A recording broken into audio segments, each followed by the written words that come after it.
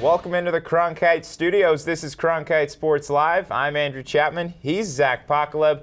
We missed you last week. ASU football on a bye, so we took a break of our own. But we have so much in store for you coming up, including 3 words, Zach, that I know you love to hear. Basketball is back. It's music to my ears, Chapman. I spent my bye week on my couch, not getting a lot of work done, but watching every single college basketball game I possibly could. I know you were doing a little bit better, but I'm ready to have a productive show today. We have a lot in store, lots of sports getting going here in the winter season, but for ASU football, on the tail end of their regular season, they're still looking to right the ship. Now on the back end of 4 straight games, extra rest with a bye week, and a fresh Manny Wilkins, still not enough last Thursday, and the Sun Devils' 49-26 loss to Utah. And this weekend, it gets no easier as ASU heads north to Pac-12 powerhouse Washington for a Saturday night kickoff. And for everything you need to know about ASU football, we have Cronkite Sports insider Colton Dodgson on hand. Colton, thanks so much for joining us. It's a pleasure to be here. There may have been a conversation beginning, or at least the thought in some people's head, that Todd Graham and his job security were on the line come the end of the season. But athletic director Ray Anderson put a kibosh to that conversation completely, stating just on Monday that Todd Graham will be the coach of this ASU football team next year, despite a rough season overall. What was your reaction to that early statement from Anderson? Well, see, I wasn't necessarily surprised by the commitment given Graham's successful history, but he has had a couple of down seasons, and the commitment, it just surprised me that it came in the midst of a 4-game losing streak with 2 games left this season, one against the number 7 team in the country in Seattle, and one being the Territorial Cup, which could really go either way. So realistically, there's a shot this team ends on a 6-game losing streak, and in that case, given all the injuries and everything like that, I still think you really have to evaluate that. So it's a little confusing to me that it came so early on. But over the past 2 seasons, like I said, Graham has struggled a little bit. The team boasts an 11-12 record overall and a 6-10 record in Pac-12 play. And I think that all stems from Graham's defense, which is supposed to be, his sort of strong suit.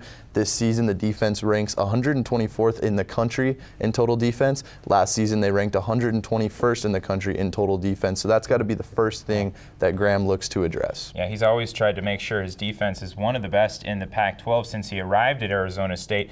Let's go ahead and look at that defense a little more before we jump to the upcoming Washington game. Let's look back at Utah last Thursday, and ASU's defense allowed 49 total points. There were a number of gaping holes in that game. They allowed Utah offense to break through the end zone. What were some key issues going on in that one? Well, the first thing I saw was the lack of personnel required to play this scheme, whether you attribute that to injuries or just the lack of talent. It could go either way. I also saw a little bit of a desperation play by Todd Graham in that game. They stuck in a cover 4 for most of the game, he said, following the Utah loss, and got minimal pressure after Troy Williams, which led for him to have the day that he did. Again, limits the pressure on the quarterback, and if they do that against Washington, it's already proven that it's not successful. So I think this defense is in trouble from a personnel standpoint, and it's not as schematic as people initially thought it was. Now let's go ahead and look to that Washington game, and ASU is going to have to defend against the pass against one of the best quarterbacks in the country, certainly in the Pac-12, and Jake Browning for Washington. Do they stay in the cover 4 the entire game? What are a couple of keys to that one? Is there a chance at all they come out with the W? Well, Andrew, I don't know what they can do on defense. This is the best quarterback that they've played all season. Yeah. They face guys like Patrick Mahomes, Luke Falk, Davis Webb. Coincidentally enough, those guys are 1, 2, 3 in the national rankings for passing yardage per game. Only one of those guys, Luke Falk, finished with under 400 yards in their game against Arizona State. So I think Jake Browning has a very exploitable matchup here. I think Arizona State's one chance in this game is to make Washington one-dimensional. The run defense has been a little inconsistent for the Sun Devils, but they've still proven that they can get the job done in spurts. And if they can limit the Washington rushing attack, which is number 1 in the Pac-12 currently, they can make Washington one-dimensional, and that could be their only shot at limiting the Huskies' offensive attack, which is averaging 42.9 points per game, second in the Pac-12 behind Washington State. It's going to be a tough one for sure up in Seattle. Washington in the college football playoff just a week ago. Now ASU heads up north to Seattle to take them on 5:30 kickoff Saturday night. We'll keep you updated on that one. Cronkite Sports, he's Colton Dodgson. Thanks so much. Thank you.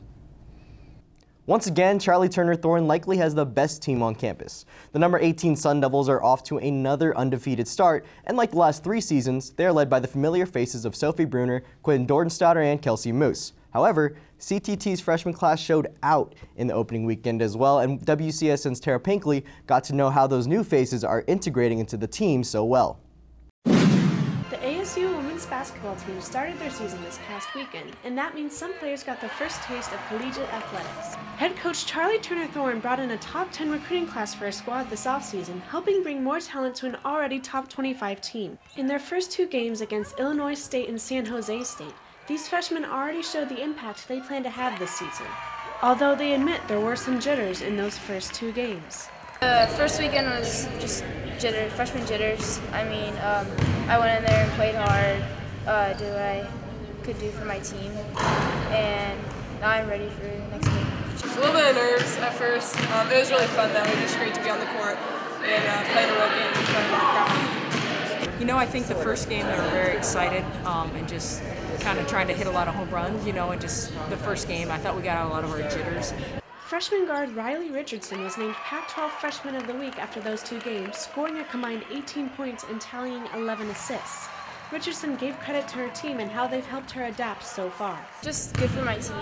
I mean, my team's helped me get to the point where I am, and I just want to give it all to my team. With losing key players like Alicia Davis and Katie Hempen, the Sun Devils will be looking for freshmen to be able to come in quick and to be able to adapt to this faster pace of play, especially on the wings. For WCSN, Tara Pinkley reporting. The Fighting Bobby Hurleys haven't been all too surprising early in the season. The Sun Devils have been able to score a lot, and they've been led by their backcourt. Anyone who knew anything about the team heading into the season knew that was going to be the case. But the ASU guards have lived up to every bit of their high billing. To analyze the how and why behind the productive what from the ASU backcourt, we bring in WCSN basketball reporter Ethan Gaines. Now, Ethan, we've seen some impressive trends early in the season from the Sun Devils, especially from that backcourt. What have you seen that's really given you hope early in this college basketball year? Well, I think the 2 transfers, Shannon Evans and Torian Graham, have made a huge impact on this Sun Devil squad so far. Both of them had to sit out last year because of the transfer rule, and Graham really hasn't played basketball in about 2 years, and they've had such an impact on the offensive end of the floor. They're both extremely dynamic scorers, especially Graham been able to really shoot the 3 ball so far, and he's had a couple of athletic dunks that have really sparked the team on the offensive end. And then defensively, the 2 of them, and then also Trey Holder, always great about swarming to the ball, getting some steals on the defensive side. Yeah, Graham especially. It's been a nice surprise for those who follow ASU basketball because you didn't really know what he was going to bring. But there weren't perfect performances by the Sun Devils. There were some things that Bobby Hurley did say the team had to work on. What were those trends that you felt ASU needs to improve on or maybe worry about this season? I think the biggest thing is going to be rebounding for ASU. They're pretty thin down low. Albino Oleka's really been their only consistent presence so far in the paint this season. He's averaging 13 rebounds per game, so he's been able to rebound the ball pretty well. But when you have a guy who's really more of a small forward, maybe a power forward playing center, you're going to struggle a little bit at times against larger teams. And ASU really hasn't been tested by a larger team so far this season. But I think as freshman Jethro Shashumpa continues to develop, he's going to add to that presence down low a lot. Yeah, just touch on Shashumpa right there. He's a guy that hasn't played much early in the season. He's still kind of building his confidence and developing his game. And him and Sam Cunliffe are 2 freshmen that came in with a lot of hype and haven't really played all too well yet. What are you looking for them to develop as they go on to the season, and what could they contribute? Yeah, I think with Shashumpa, the biggest thing for him is he hasn't played organized basketball for that long, only a few years, and Hurley knew that going in. He said that he wants to put Shashumpa in situations where he can be successful in limited minutes. And then with Sam Cunliffe, the star freshman recruit, Hurley said he wasn't too worried about his performance so far. He just sort of has some of those freshman nerves a little bit. And because some of the other guys have been able to shoulder the scoring load, they haven't really needed him as much. But he has been able to rebound the ball pretty well, which is important. And I think him and Shashumpa, as they develop over the season, are going to turn into 2 really good players for this ASU squad. Yeah, again, if there's anything that ASU hasn't struggled with, it's scoring. So guys like Cunliffe and Shashumpa don't have to carry the loads like they might have had to in high school. But we'll see if they can continue to develop their games and improve on the season as ASU continues the non-conference slate. The next game is Wednesday against the Citadel in Wells Fargo Arena. Make sure you keep up with Ethan Gaines' work on CronkiteSports.com and click on that basketball tab. ASU women's soccer head coach Kevin Boyd has resigned after 10 seasons at the helm of the Sun Devil program. Boyd resigned the Monday following the conclusion of the regular season, which saw the Devils drop the final 7 games of conference play. During his time at ASU, Boyd led the Sun Devils to 4 NCAA tournament appearances and tallied 90 career wins, a school record. Athletic Director Ray Anderson released a statement on Boyd's resignation as well, saying, "I want to personally thank Kevin for his investment in graduating student athletes and the achievements of the program during his tenure. We have high expectations for success at Arizona State, and we intend for our women's soccer program to compete annually in the postseason and eventually contend for both conference and national titles, all while creating an environment conducive to the academic success of our student athletes. Arizona State will conduct a national search for a new head coach of our women's soccer program that best fits our department, university, and community." ASU swimming has improved immensely under the direction of Bob Bowman, and that direction bore fruit with the win against USC. And to break down why that was so important for the ASU program, we have aquatics reporter Chaz Frazier. So Chaz, tell me, why was that win so important for the program? Zach, this win was so big for the program because it was the first time in 13 years that the team beat USC. What we see is the progress that this program is making. Bob Bowman has really grabbed this program and has taken them to an elite level. What we're seeing from the program is such consistency, them swimming fast, swimming hard, and just being consistent. On the women's side, they didn't get any wins, but what we saw is some great individual performances from the upperclassmen and the lowerclassmen that I think will translate well to this week's big-time meet. Yeah, it is a big-time meet, the Art Adamson Invitational in Texas. So what can we expect from both the men's and women's sides? From the men's side, what they talked about in practice this week, they're 4-0. What they're going to try to do is continue to win. And another thing they talked about this week at practice is cutting down on their time. As a swimmer, if you just do the little things, the little mechanics, then you cut your times down in half. And for the women's side, like I said, they're going to take those great individual performances and allow them to translate into this week's meet. Now looking a little bit ahead in the future, ASU brought in a pretty impressive recruiting class highlighted by a guy named Grant House. Who is Grant House and why is he so important for ASU's program? This is a big-time recruit, the #4 prospect in the nation. What the Sun Devils are getting in him is a real versatile swimmer. He can do it all. He can swim fast, he can swim in long distance, he can do the freestyles, so he's going to add great versatility to this program alongside Cameron Craig, So for the next 3 and 4 years, the Tempe fans are going to be really happy with House. Yeah, it'll certainly be a house party, if you will, for ASU swimming. And to make sure you stay current on the program and what they do in the Art Adamson Invitational in Texas, make sure you follow Chaz's work on CronkiteSports.com. The Arizona Coyotes, along with Arizona State hockey, have a new home, and the city of Tempe will soon have a new arena. The Coyotes announced Monday a development plan to build a state-of-the-art 16,000-seat arena east of the Arizona State Tempe campus, coupled with a 4,000-seat multi-sport complex to be used by ASU athletics. Coyotes president and CEO Anthony LeBlanc was quoted saying, "Over the past year, we've been exhaustive in our research regarding the most optimal location for our new home in the Valley. While we have tremendous fans across the greater Phoenix metro area, not to mention the entire state, it became clear that the East Valley is home to a majority of our fans and corporate partners. Our fans in the West Valley have shown us tremendous support over the past 13 years, and we look forward to working with them as we transition to our new home in the future." One of the more popular hashtags this year, #HockeyInTheDesert. That's a great way to transition into our Sun Devil Tweets of the Week segment. He grunges through the social media spectrum at all times, 24/7. If you tweet something important, he will find it. It's our social media man, Gavin Shaw, in studio. Gavin, thanks for joining us. What do you have for us this week? You almost make it sound like I don't have a life, Chapman.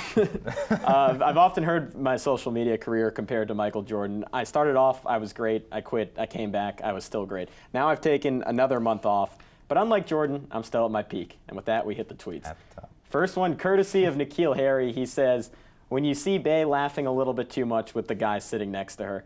And my first thought was, I've seen this look before. It's the same look Zach gives Andrew when Andrew's doing a segment with someone other than him. All I ask for is loyalty, and that's all Nikhil Harry asked for as well. I can't blame the guy. Maybe a little jealousy over here? Always jealous. I just I've missed you. Now, I don't want to know, but I feel like next time I go to an ATM and I look at the bank account of my own, I'm going to be given a very similar shrug with the arms crossed that N'Keal Harry is showing here. So we'll figure that out down the road, but just not right now. Yeah. Fun fact, the Bay is referring to Sun Devil women's basketball player Kiana Ibis. Small world out there. Speaking of which, second tweet courtesy of the younger Pickrell sister, Hallie Harker, also on that volleyball team, just trying to photograph some architecture. But Pickrell comes up with this giant leaf. And the lesson I take away from this is that when you're 2-14 in conference play, it's important to really value the small things in life. Oh, that's brutal. You know, I'm gonna travel with Arizona State football up to Washington this week. I am done with this warm heat in the desert right now. I'm a sweater weather guy, but when I'm sweating in my suit on the way to the studio, it's just too much. Middle of November, guys. I want big leaves and cold weather. As a lifelong New Yorker, Andrew, 100% agree with you.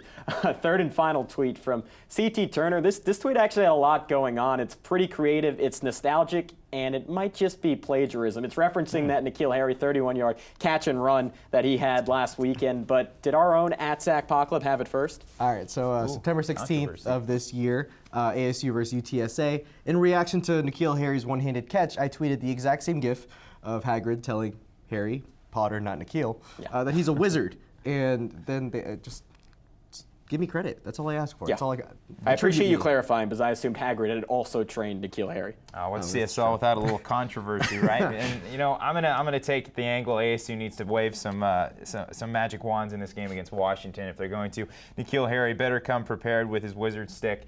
And ASU is going to have to bring some kind of magic into Seattle. Swish and flick. Remember, that's the technique. Of course.